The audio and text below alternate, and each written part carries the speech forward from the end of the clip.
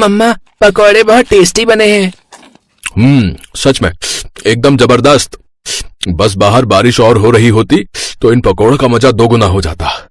हाँ तो उसमें क्या देर है, टीवी पर बता रहे थे हफ्ते भर में मॉनसून आ जाएगा। और सुनिए, बारिश से पहले छत का काम भी करवाना है। हाँ, तुम चिंता मत करो, मैंने मिस्त्री से बात कर ली है। वो कल से ही छत की मरम्मत शुरू कर देगा और 2-4 दिनों में काम पूरा भी हो जाएगा। बस खर्चा हो जाएगा इस सब में।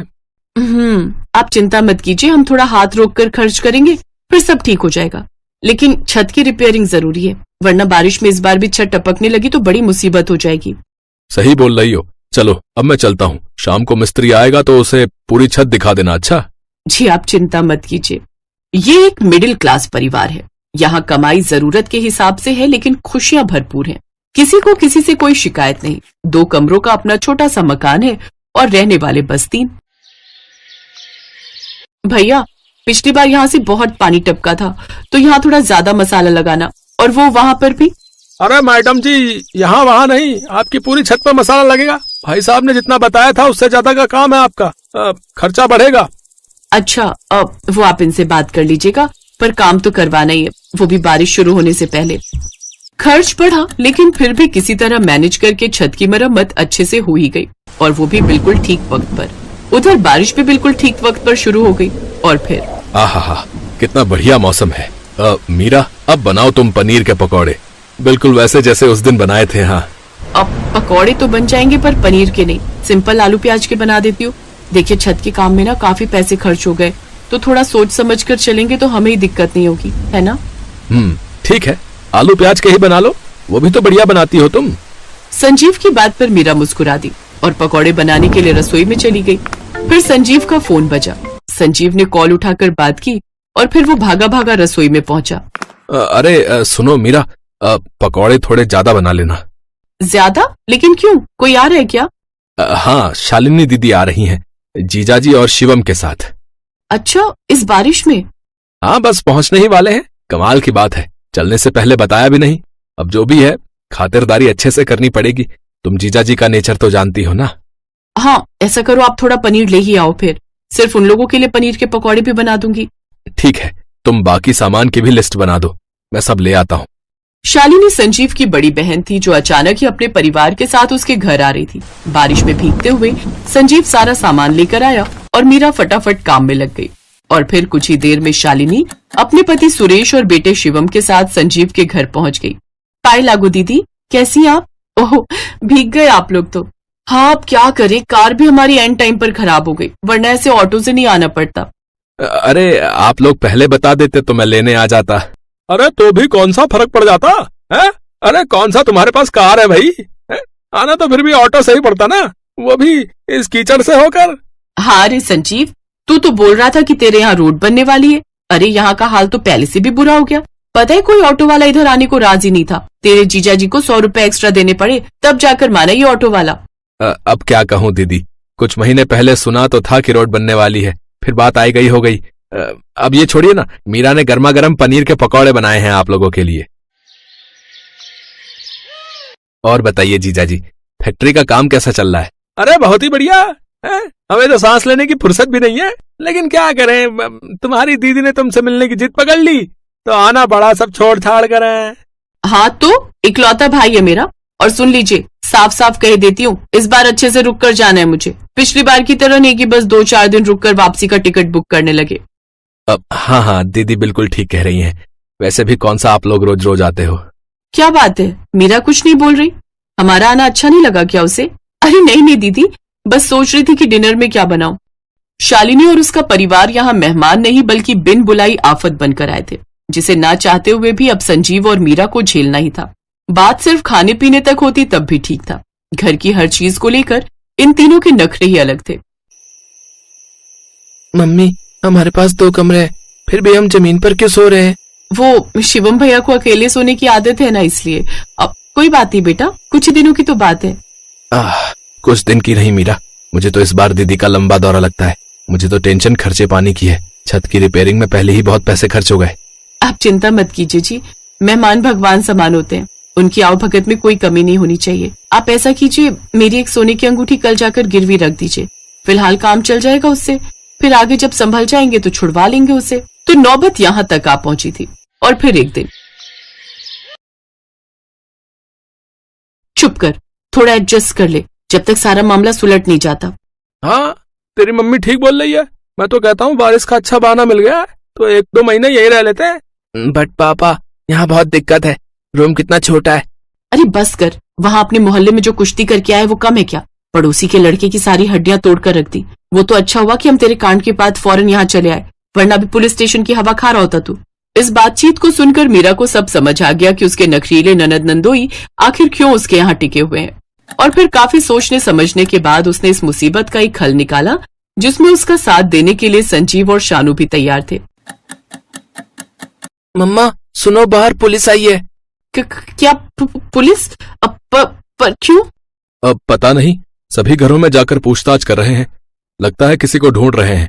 पड़ोस वाले शर्मा जी बता रहे थे कि कुछ मार पिटाई का मामला है। अभी बस हमारे यहाँ ही आने वाले हैं वो लोग। मम्मी अब क्या करें? हमें क्या करना है? जो करना है वो पुलिस करेगी और उसके साथ करेगी जिसे वो ढूंढ रही है। तुम क्यों टेंशन ले रहे हो भांजी जी?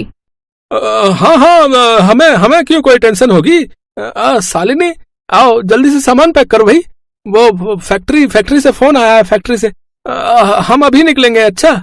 अरे ऐसे कैसे? इतनी जल्दी नहीं जाने दूंगी मैं आप लोग को। और फिर आप लोगों की टिकट भी तो नहीं हुए। हाँ जीजा जी, बाहर बारिश भी बहुत तेज हो रही है।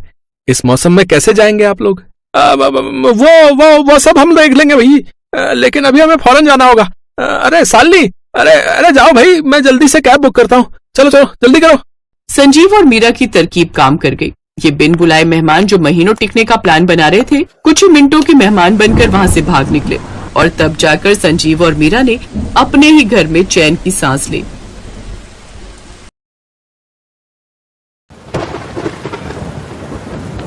शकुंतला देवी ने अभी कुछ समय पहले ही एक साथ अपने दोनों बेटों की शादी की थी। शकुंतला की बड़ी बहू आंचल गोरी और सुंदर थी, जबकि उसकी छोटी बहू काजल काले रंग की थी। आंचल अक्सर काजल को उसके काले रंग की वजह से खूब खरी खोटी सुनाती थी। ऐसे ही एक दिन, ए कल्लो, देखना तेरे जैसे बादल पूरे आसमान में मंडरा रहे। अब जा जल्दी से जा और मेरे लिए गर्मा गर्म पकौड़े तल कर ला। जेठानी जी, लेकिन बेसन नहीं है घर में। तभी शकुंतला भी वहां आ जाती है। अगर बेसन नहीं है तो जाकर बाजार से ले आ। लेकिन माँ जी, बाहर तो बारिश हो रही है। हाँ तो क्या हुआ, तू उसमें डूबकर मर थोड़ी न जाएगी। और मर भी गई तो हमें कुछ ज्यादा असर नहीं पड़ने वाला। जानती हूँ, मुझे आपसे यही उम्मीद है। इसके बाद काजल बारिश में बेसन लेने चली जाती है। रास्ते में चलते हुए उसके पास से एक ट्रक गुजरा, जिसने उसके ऊपर कीचड़ उछाल दिया। अरे देखकर नहीं चला सकते हो क्या? बेचारी काजल कीचड़ में सनी हुई घर पहुंचती है। उसे देखकर आंचल चिल्लाते हुए कहती है, आ भूत भूत। अरे जेठानी जी, मैं हूँ काजल। अरे कल्लो, ये क्या हाल बना लिया तूने? सच में आज तो तू और भी डरावनी लग रही है। काजल खड़े खड़े आंचल को घूर रही थी। तभी शकुंतला ने उससे कहा, अरे तू मेरी चांद जैसी बहू को क्यों घूर रही है? उसे अपनी काली नजर लगाएगी क्या? जा अब जाकर नहा ले, कितनी गंदी बदबू आ रही है तुझसे। बेचारी काजल अपने कमरे में नहाने चली जाती है। शाम को जब उसका पति प्रभात ऑफिस से आता है तो अपनी माँ से पूछता है, माँ काजल का है? पड़ी हुई है अपने कमरे में। जरूर आपने ही कुछ कहा होगा। हाँ, तू तो हमारे ऊपर ही शक करेगा। पता नहीं उस कल्लो ने तुझ पर क्या जादू किया हुआ है। माँ, आपकी इन्हीं सब बातों से तो मैं परेशान हूँ। खैर, आपसे मैं बाद में बात करूंगा। काजल अपने कमरे में रो रही थी, लेकिन प्रभात के आते ही उसने अपने आंसू पोंछ लिए और उन्हें छुपा लिया। रुको, मैं अभी तुम्हारा मूड ठीक कर देता हूँ। ये लो। ये हार आप मेरे लिए लाए हैं? नहीं, पड़ोसन के लिए लाया हूँ। सोचा तुम्हें दिखा दूं। क्या आप भी ना। उस घर में काजल को प्यार देने वाला उसका पति ही था। शकुंतला की बड़ी बहू गोरी चिट्टी थी, जिस वजह से शकुंतला उसे बहुत प्यार करती थी, जबकि काजल को अपने काले रंग के कारण अक्सर गालियां और ताने ही मिलते थे। ऐसे ही एक दिन, आह आह, क्या हुआ बड़ी बहू? सासू माँ, रोटियां बनाते वक्त हाथ जल गया। बहू, तू तो वैसे ही इतनी नाजुक है, आखिर किसने कहा तुझे रोटियां बनाने को? तू अभी रुक। काजल, अरे ओ काली बहू। जी माँ जी। बेशरम कहीं की, तुझे अकल है या नहीं? तेरी जेठानी रसोई में रोटियां बना रही है और तू अंदर आराम फरमा रही है। देख तो बेचारी का हाथ भी जल गया। जाकर रोटियां बना। काजल किचन में जाकर रोटियां बनाने लगती है कि तभी बाहर तेज बारिश शुरू हो जाती है। अरे मैंने तो छत पर कपड़े डाले थे, सब भीग गए होंगे। बेचारी काजल अकेले ही जाकर सारे कपड़े उठाकर लाती है, जिसमें वो खुद भी पूरी भीग जाती है। अरे ओ काली बहू, कहाँ घूम रही है? ये ले, ये मेरी साड़ी धो दे, मुझे कल पहनना है इसे। इन सब के बीच बेचारी काजल को अपने गीले कपड़े बदलने तक का भी वक्त नहीं मिला और उसको बुखार ने जकड़ लिया। अरे ओ काली बहू, ये तो तुझे अच्छा बहाना मिल गया आराम करने का। नहीं माँ जी, मुझे सचमुच बुखार है। अच्छा ठीक है, चल तू दवाई खाकर आराम कर, आज का काम आंचल बहू देख लेगी। क्या मतलब आपका आंचल बहू देख लेगी? मैंने अकेले काम करने का ठेका थोड़ी ना लिया है। ये क्या मतलब? बहू तू भी इस घर की बहू है और काजल की ही तरह तेरे ऊपर भी इस घर की सारी जिम्मेदारियां हैं। सासू माँ, मुझे ये सब बहू और जिम्मेदारियों के पाठ मत पढ़ाइए। अगर मैं बहू हूँ तो आप भी तो इस घर की मुखिया हो, तो सारी जिम्मेदारियां आपके ऊपर भी हैं। और वैसे भी मेरे पापा करोड़पति हैं, तो मुझे ये सब घर के काम काज करने की कोई जरूरत नहीं है और ना ही मेरे पास पैसों की कमी है। शादी के बाद अपनी पहली बारिश के मौसम को मैं इस तरह वेस्ट नहीं जाने दे सकती। बाहर कितना रोमांटिक मौसम है और आप चाहती हैं कि मैं चूल्हा चौका करूं? ना बाबा ना। इसलिए मैं और ये तो चले 5 स्टार होटल में डिनर करने, और हाँ, आज रात हम वहीं स्टे करेंगे, आप अपना खुद देख लीजिए। इतना कहकर आंचल वहां से चली जाती है। इसके बाद शकुंतला को ही घर के सारे काम करने पड़े। तब उसे अपनी छोटी बहू काजल की अहमियत समझ में आई। शकुंतला काजल के पास गई और उससे माफी मांगने लगी। काजल बहू, मुझे माफ कर दे। आज तक मैंने तेरे रंग को लेकर तुझे कितना भला बुरा कहा, तेरे रंग के कारण तेरी खूबियों को भी नजरअंदाज किया, लेकिन आज मुझे तेरी अहमियत समझ में आ गई और अपनी गलती का भी एहसास हो गया। मुझे माफ कर दे। इससे पहले काजल कुछ कहती तभी प्रभात बोल पड़ता है। मैं जानता था माँ, एक न एक दिन आपको इस बात का एहसास होकर ही रहेगा। बुराई अच्छाई को ज्यादा समय तक नहीं हरा सकती। आज तो आपको सब समझ ही आ गया होगा। दोनों बहुओं का असली चेहरा आपके सामने है। अपने बेटे की बात सुनकर शकुंतला की आंखें खुल चुकी थी।